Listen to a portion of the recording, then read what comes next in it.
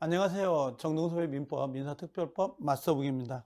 51강, 오늘은 매도인의 담보책임이라고 하는 거 있죠. 매매에서 가장 어려운 게 두 가지가 있는데, 하나가 계약금하고, 그 다음에 또 하나가 이 매도인의 담보책임이 가장 어렵습니다. 근데 지금 여기도 제가 이 마스터북에는 담보책임을 다 집어넣었어요. 그래서 권리하자, 그 다음에 물건의 하자 해가지고 전부 타인, 일부 타인, 그 다음에 수량 부족을 넣었는데요. 자, 봐보시면 어떤 걸 말하면 요걸 말해요. 이 담보 책임은 무조건 매년마다 시험이 배정이 되는 문제입니다. 상당히 중요한데, 담보라고 하는 게 뭐냐면 이게 유상이에요, 유상. 유상 책임이다 이거거든요.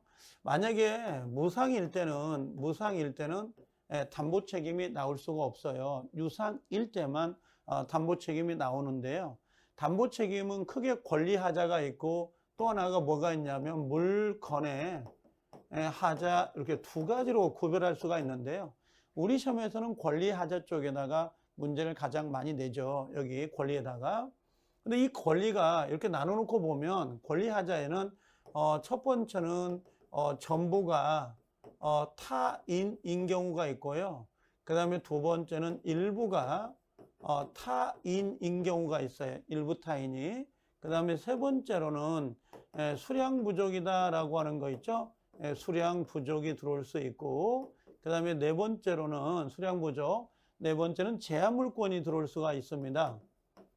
제한 물권, 그 다음에 용의권이라고 하는 거죠. 그 다음에 마지막 다섯 번째는 저당권의 실행이다라고 해서 들어올 수가 있는데요. 제가 이 부분을 보통 이야기할 때 이렇게 이야기를 해요. 여기 전부 타인 전, 일부 타인 일부, 수량 부족, 제한 물권, 저당권 이렇게 해서 정리를 해 놓습니다. 그러면 지금 여기 보니까 뭐라고 되어 있냐면 이렇게 나와 있는 부분인데요. 지금 여기가 전부가 뭐라고 했어요? 전부가 타인 거다. 이 전부 타인의 내용이에요. 이게 담보 책임에.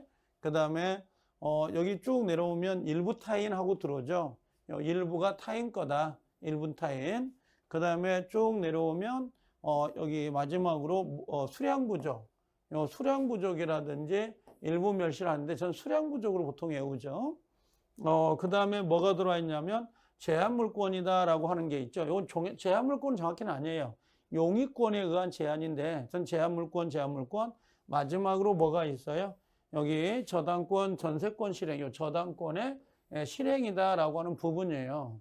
그러면 이제 결국은 이런 담보 책임이 나올 때에 선의 매수자, 악의 매수자에게 어떤 권리가 인정이 되냐, 인정되지 않느냐, 그걸 물어보는 게 우리 시험이거든요. 근데 우리가 보통 이론 시간에 가면 이제 이 내용을 가지고 따지긴 해요. 자, 그런데 저는 이렇게 와요. 권리하자일 때 이걸 이렇게 예를 들어 볼게요. 여기다 써놔 볼게요. 이거 내용을 안 봐도 되는데요. 자, 여기다 써놓으면 자, 권리하자일 때 하자일 때게 자, 이렇게 나누면 아까 뭐라고 했어요? 두 개로 다섯 개로 구별할 수 있다 그랬잖아요. 첫 번째는 전부 타인, 그 다음에 일부 타인이 들어올 수도 있고요. 그 다음에 또 하나가 수량 부족하고 들어올 수 있죠. 수량 부족. 그 다음에 우리가 전 제한 물권, 제한 물권이 들어올 수가 있고, 그 다음에 또 하나가 있다면 저당권 실행이다 이렇게 들어와요. 저당권 실행. 자, 이렇게 들어오는데 저는 이걸 외울 때 이게 뭐라고 외우라고 했어요? 여기 점자, 일자, 숫자, 제자, 저당권인데요. 이걸 외울 때에 선의 매수자가 있고요. 선의 매수자가 있어요. 매수인이 나오고, 그 다음에 악의 매수자가 나오잖아요. 악의 매수인 이렇게 나와요. 그럼 제가 이걸 외울 때는 저는 원래 악의 매수자를 먼저 외웠어요. 그래서 외울 때 손해 일대 전해 재수 없다. 저는 이렇게 외워 놨었어요. 그럼 이게 무슨 뜻인지를 모르면 안 되니까 요건 저당권 실행이에요. 여기 저당권 실행에 악의 매수자는 손해배상과 해제권을 행사할 수 있다는 말이고, 요 일부 타인의 악의 매수자는 대금 감액을, 그 다음에 전부 타인의 악의 매수자는 해제권을, 제한 물권과 수량 부족은 제한이 없습니다. 보호 방법이 없습니다. 이런 개념이에요. 그래서 이게 저손해 일대 여기 끊고 전에 재수 없다 이렇게 외우시면 돼요. 그 다음에 선의 매수자가 나오면 선의는 저는 무조건 뭘 넣냐? 손해배상하고 계약 해제권은 무조건 넣어요. 이 5개가 선의가 보이면 무조건 다 들어가요. 선의가 보이면. 다만 요 대금 감액에 대해서는 일수, 일부 타인과 수량 부족만 들어간다. 저는 이렇게 해왔어요. 예를 들면 자, 이 수량 부족에 누가 나오냐면 선의자가 나올 수가 있고 악의 매수자가 나올 수가 있거든요. 그러면 선의 매수자는 무조건 뭘 넣는다는 거예요? 손해배상하고 계약 해제권은 무조건 넣어요. 그 다음에 이 대금 감액이 들어올 수 있냐가 문제잖아요. 대금 감액은 일수니까 수량 부족 들어가 있죠. 요 수. 여긴 대금 감액이 하나 더 들어오는 거죠. 이런 식으로. 그 다음에 악의는 뭐냐, 악의. 저손해 일대 전에 제수, 여가 있잖아. 수. 없다. 그럼 보호 방법이 없다. 이렇게 외우는 거죠. 이런 식으로. 자, 하나 더 해볼까요? 만약에 저당권 실행에서 선의자가 나오고 그 다음에 악의자가 나와요. 그럼 선의자, 악의자, 선의는 누구예요? 무조건 손해배상하고 해제권은 무조건 넣어라. 손해배상과 해제권은 무조건 넣어라. 근데 악의는 자, 저손해일 때, 저손. 이게 악의 매수자거든. 저손. 그럼 저 손해배상하고 해제권은 무조건 들어가야 돼요. 이렇게 찾는 방법이에요. 그 다음에 여기 예를 들면 전부 타인 선의 매수자, 악의 매수자 하고 들어오면 선의가 보이면 무조건 손해배상하고 해제권 넣어라. 요 대금 감액은 일수만 나오니까 일수만. 그 다음에 악의는 어떻게 가요? 저손해일 때 전해. 이거 뭐예요? 해제권이 들어오는 거죠. 이런 식으로. 전부 타인일 때. 그 다음에 예를 들면 일부 타인하고 들어오잖아요. 일부 타인. 그럼 일부 타인에서도 선의자, 악의자가 들어올 거거든요. 그럼 선의는 보이면 무조건 해는 무조건 들어가라.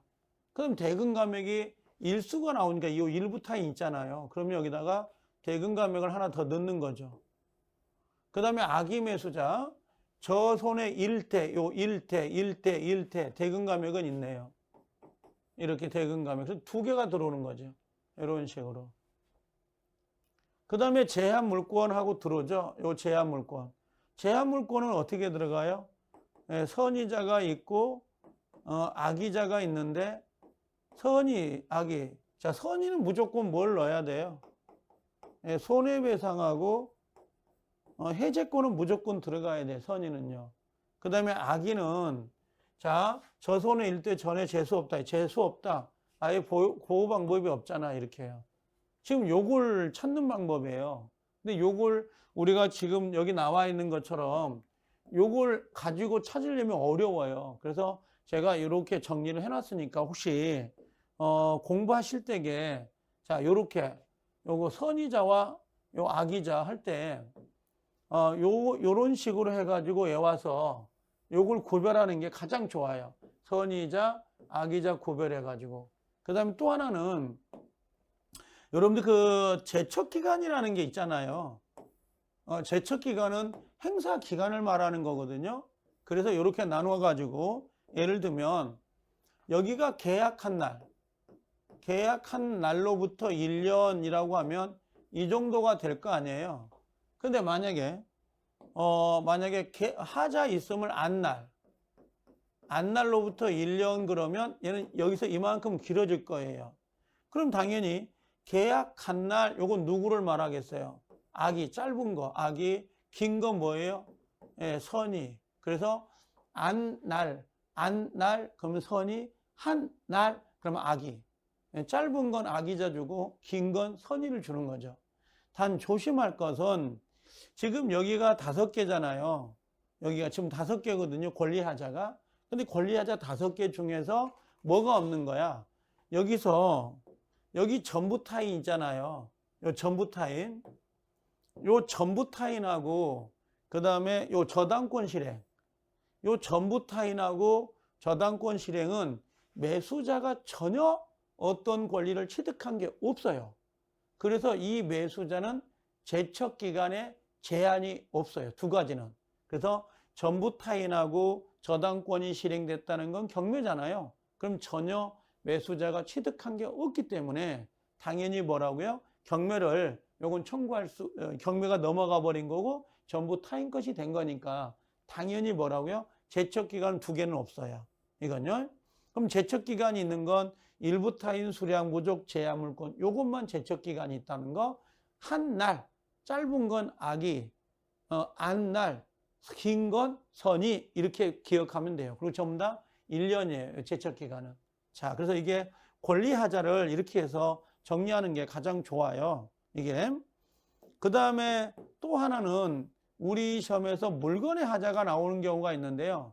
요 물건의 하자는 자, 이렇게 생각하면 돼요. 물건의 하자, 첫 번째는 물건의 하자는 선의, 그 다음에 플러스 요 무과실, 매수자만 보호가 되고요. 악의자는 보호가 안 돼요. 요 물건의 하자는. 그 다음에 두 번째로는 요건 안 날로부터 6개월이라는 제척 기간이 있어요. 원래 권리 하자는 1년이잖아요. 근데 얘는 안 날로부터 6개월에 6개월. 그 다음에 세 번째는 경매는 적용이 안 돼요. 경매에 대해서는 물건의 하자가 적용될 수 없다는 거. 그 다음에 네 번째로는 요게 가장 중요한데 여기 보면 건축을 목적으로 매매된 토지에 대해서 건축허가를 받을 수가 없다란 말 보이잖아요. 이게 건축허가. 그럼 건축허가를 받을 수 없다. 허가를 받을 수 없다. 이런 문구가 나오면 건축허가를 받을 수 없다. 이런 문구가 나오면 당연히 뭐는 안 된다는 거예요. 건축을 받을 수 없다. 그럼 얘는 무조건 뭐는 안 돼요. 이건 물건의 하자로 가셔야 돼요.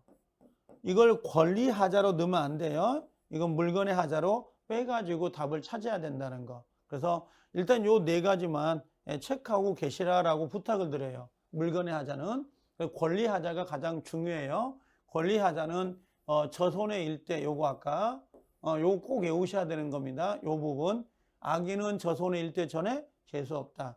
선의가 보이면 소원에는 다 집어넣어라. 단지 대금 감액은 일수가 하나 더 들어간다. 이렇게 정리하셔서 외워야 되고 안 날, 한 날 잘 구별해야 되는데 제가 이 마스터북에도 전체를 다 정리를 해 놓긴 했는데요.